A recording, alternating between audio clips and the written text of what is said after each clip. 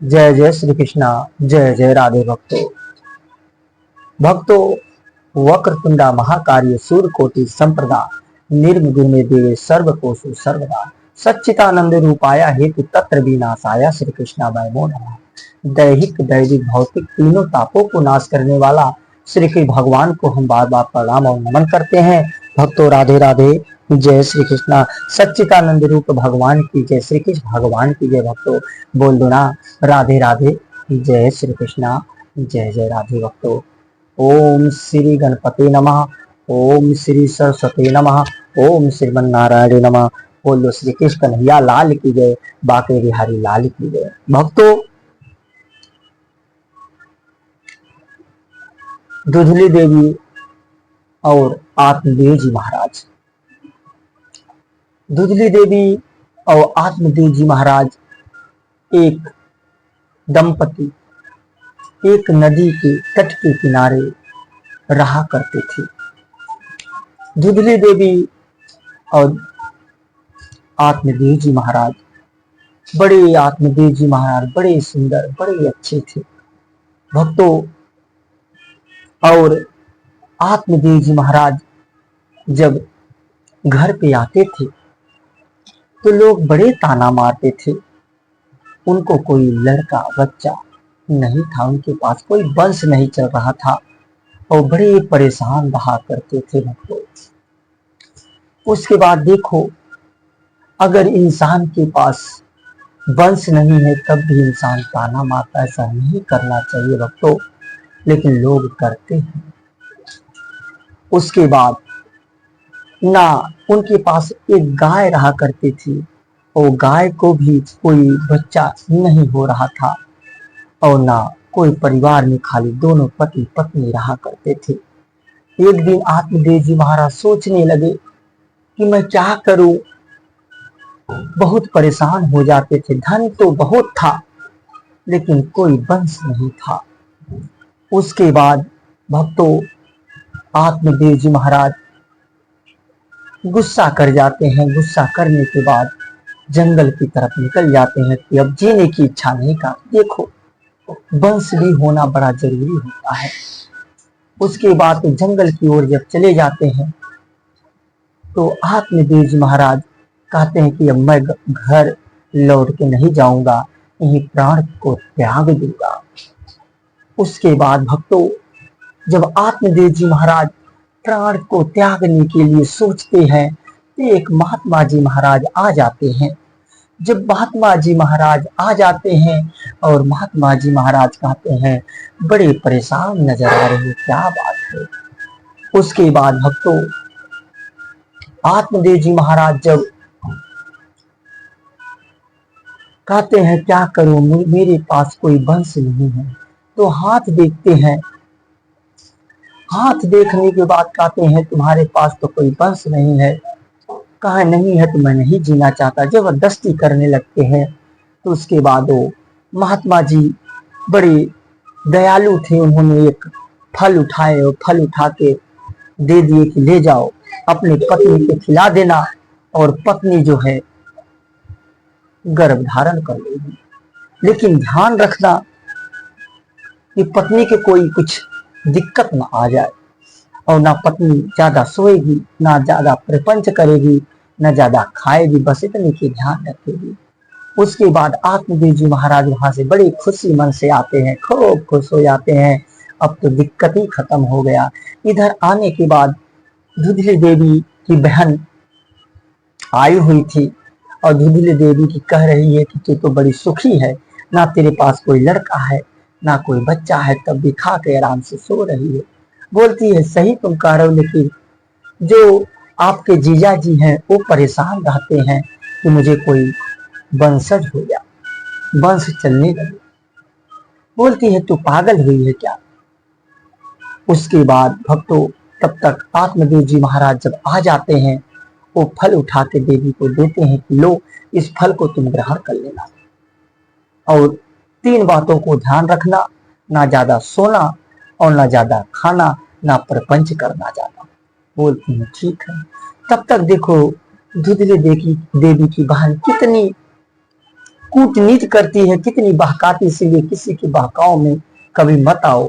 अपनी अपना जो तुम्हारे दिमाग में चलता हो अच्छी चीज उसको ध्यान रखो और बुरी चीज हटा दो।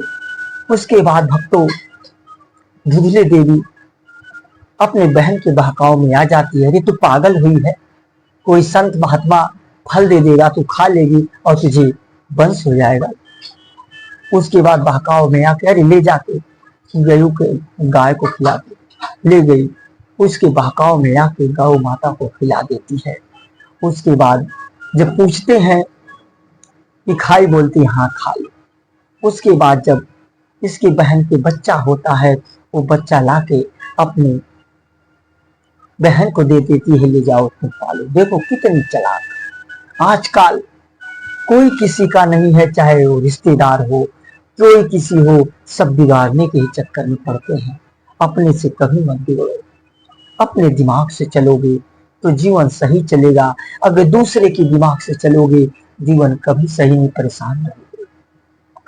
जब दुधली देवी खिला देती है, उसके बाद गौ माता को गर्भ हो जाता है। गौ माता को एक बछड़े का उत्पत्ति होती है और वो बछड़ा आधा मानव के रूप, आधा बछड़ा, क्योंकि वो उसका कान जो है बड़े बड़े और नाक बड़ी सी और सारा पोशाक इंसान का। तब उनका नाम गौकर्ण महाराज रखा जाता है। बोलो गौकर्ण महाराज की जय। और जब ये जो धुंधली देवी की बहन का लड़का, इसका नाम धुंधकारी, ये धुंधकारी धीरे धीरे बड़ा दुष्ट निकलता है, बहुत दुष्ट होता है और इसमें बड़ी चोरी चमारी करता है। और जो भक्तों जो गौकर्ण जी महाराज थे, उन्होंने चले जाते हैं शिक्षा प्राप्त करने, भगवत कथा पढ़ने लगते हैं, शास्त्र पढ़ने लगते हैं और उनका जीवन अच्छा चलने लगता है। और धुंधकारी जो है चोरी करने लगता है, डकैती करने लगता है, उत्पात मचाने लगता है, बहन अपने मौसी को भी परेशान करने लगता है। गुस्से में आके उसकी मौसी आत्महत्या कर लेती है। और भक्तों जब आत्महत्या करे, इसीलिए कहा जाता है अगर तुम्हारे पास वंश नहीं है, किसी के वंश ना लो, हो सकता है वो तुम्हारे विनाश का कारण बन जाए।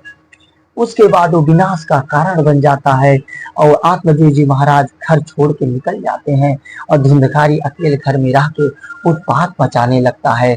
जाता है एक राजा होते उनके घर चोरी करता है। जब चोरी करने लगता है तो वहां पे वो राजा उसको घेर के मार देते हैं और उसका भी मृत्यु हो जाता है। वही धुंधकारी एक प्रेत बन जाता है।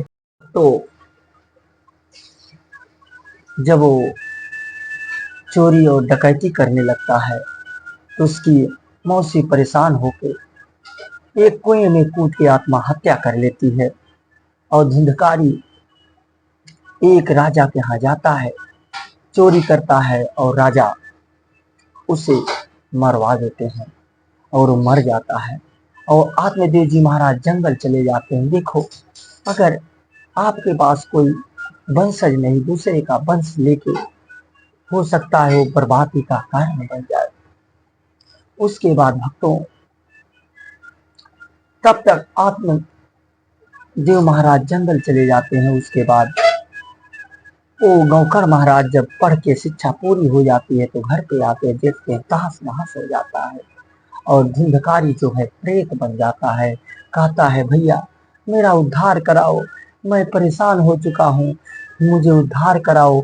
उसके बाद वही गौकर्ण जी महाराज कथा 7 दिन कथा करवाते हैं। करवाने के बाद वही धुंधकारी एक बांस की कोठी में बैठ के भगवत कथा सुनता है।